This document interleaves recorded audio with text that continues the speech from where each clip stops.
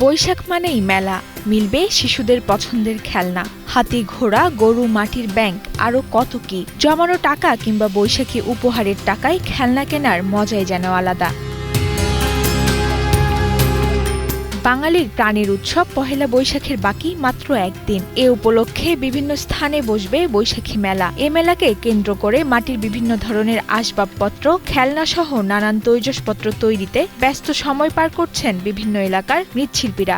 মাটির কাজ 12 মাসই, এখন তো ওই বৈশাখী মেলা আসছে, ওইগুলোই তৈরি করতেছি বেশি। তারপর মাঝে মাঝে মনে করেন এই চাকের কাজও করতেছি, দই পাতিলিও বানাইতেছি, আবার মাঝে মাঝে মেলার মালও তৈরি করি। মৃৎশিল্পীরা বলছেন বাপদাদার পেশা ধরে রাখতে বেশ বেগ পেতে হচ্ছে তাদের। কাঁচামালের দাম বেড়ে যাওয়ায় পণ্য বিক্রি করে পোষায় না। এর মধ্যে যোগ হয়েছে প্লাস্টিক পণ্যের সঙ্গে টিকে থাকার প্রতিযোগিতা। বাপদাদারা কইরা অভ্যাস, আমরা ওইটা শিখছি, শেয়ার পরে আমরা বেশি কিছু কম করে বানাই।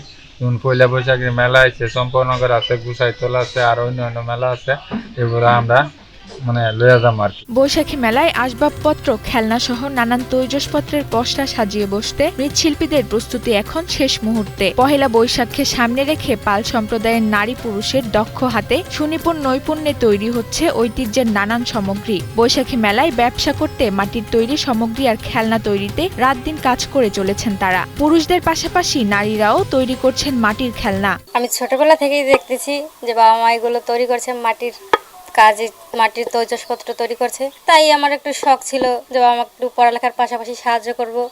তো এই কারণেই আমি বাবা মাকে একটু সাহায্য করি, আবার পাশাপাশি পড়ালেখাও করি। এটাই হচ্ছে আমার পড়ালেখার পাশাপাশি একটা কাজ, এটা নির্দিষ্ট কাজ সেটা নয়, এটা হচ্ছে বাবা মাকে সহযোগিতা করা। দেশের মানুষকে প্রতিদিন সুরক্ষিত রাখার প্রত্যয় নিয়ে এলো সেফ রাউন্ড সুইচ। আধুনিকতার ছোঁয়ায় যদিও হারাতে বসেছে এই মৃৎশিল্পজাত নানা পণ্যের কদর। প্লাস্টিক পণ্য বাজার দখল করে নেওয়ায় চাহিদা কমে গেছে মাটির তৈরি খেলনা ও জিনিসপত্রের। ফলে লাভ কম হওয়ায় এসব পণ্য তৈরিতে আগ্রহ হারিয়ে অনেকেই বেছে নিয়েছেন অন্য পেশা। যারা করছেন বাপদাদার এ পেশাকে এখনো ধরে রেখেছেন তারা। এ শিল্পটিকে টিকিয়ে রাখতে স্বল্প সুদে ঋণ ও বাজার ব্যবস্থা করার দাবি তাদের। আগে যেমনটা চলতো মনে করেন এটা, এখন তো অতটা চাহিদা নেই। এখন চাহিদা নেই, আবার আমাদের খরচ যে পরিমাণে হয় এখন সেরকম মনে করেন আমাদের হয় না। আমি তো করতেছি, আমার ছেলেটা হয়েছে, আমার তো ইচ্ছা নেই যে আমার ছেলেটার যে এই কাজ করাবো, ইচ্ছা নেই এই কারণে যে এখন আর সে আগের মতো নাই। মনে করেন আগে যেটা মূল্যায়ন ছিল, জিনিসের মূল্য ছিল, করতে পারলে কিছুটা হয়, এটা ঠিক।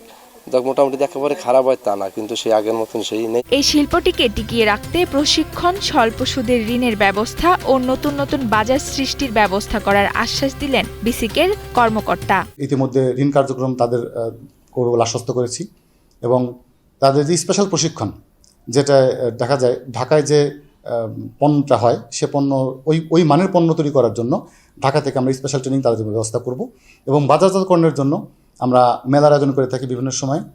এবং আমাদের যে অনলাইন প্ল্যাটফর্ম আছে বিসিকের, সেখানে তাদের পণ্য আমরা রাখতে পারি, যেখানে ক্রেতা সরাসরি তাদের কাছ থেকে পণ্য কিনতে পারে। সামনে যে বৈশাখী মেলা আমরা এই আয়োজন করছি, যে সে মেলাও তাদেরকে আমরা আমন্ত্রণ জানাচ্ছি, তাদেরকে স্টল দিয়ে তাদের পরিচিতি বাড়ানোর জন্য এবং তাদের পণ্য বিক্রয়ের ব্যবস্থা করার জন্য। নানান সমস্যার মধ্যেও মাটির জিনিস তৈরিতে আনন্দ গোপালগঞ্জ ও ব্রাহ্মণবাড়িয়ার পালপাড়ার মৃৎশিল্পীদের। সরকারি পৃষ্ঠপোষকতা পেলে মৃৎশিল্পীদের এগিয়ে যাওয়ার প্রত্যাশা। মার্জিয়া মেহজাবিন মিম, ডেস্ক রিপোর্ট, কালের কণ্ঠ।